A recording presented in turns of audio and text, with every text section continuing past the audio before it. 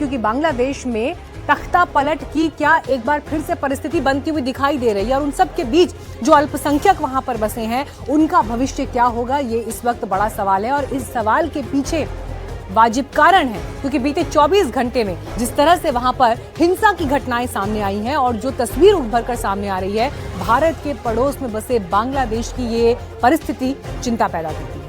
For causing the killings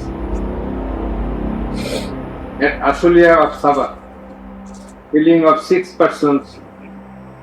For all these 3 counts, we have decided to inflict her with only one sentence, that is sentence of death.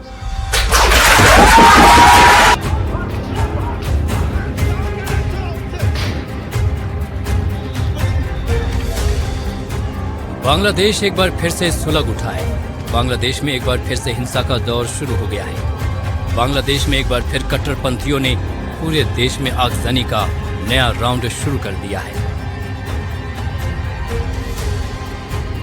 Bangladesh की पूर्व प्रधानमंत्री शेख हसीना को सजाए मौत के ऐलान के बाद से ढाका में हालात पूरी तरह से बेकाबू दिखाई दे रहे हैं। राजधानी ढाका समेत कई और शहरों में भारी हिंसा, आगजनी और बमबारी की घटनाएं सामने आई हैं। कट्टरपंथियों की भीड़ ने सरकारी दफ्तरों को निशाना बनाया है, गाड़ियों को भी आग के हवाले किया है। ढाका में फैली हिंसा और अराजकता को रोकने के लिए पुलिस ने आंसू गैस के गोले भी दागे और लाठीचार्ज के साथ साथ हवाई फायरिंग भी की, लेकिन कट्टरपंथियों की भीड़ बेकाबू है। हालांकि हिंसा के दौरान अब तक 2 लोगों की मौत की खबर है। खबर तो ये भी है कि हिंसा में अब तक दर्जनों लोग घायल भी हुए हैं। प्रदर्शनकारी सड़कें बंद कर रहे हैं, जिनके खिलाफ पुलिस लगातार कार्रवाई कर रही है। ऐसे में सवाल उठता है कि आखिर क्या एक बार फिर से बांग्लादेश में तख्ता पलट की तैयारी होने वाली है या फिर हिंसा की कोई और वजह है।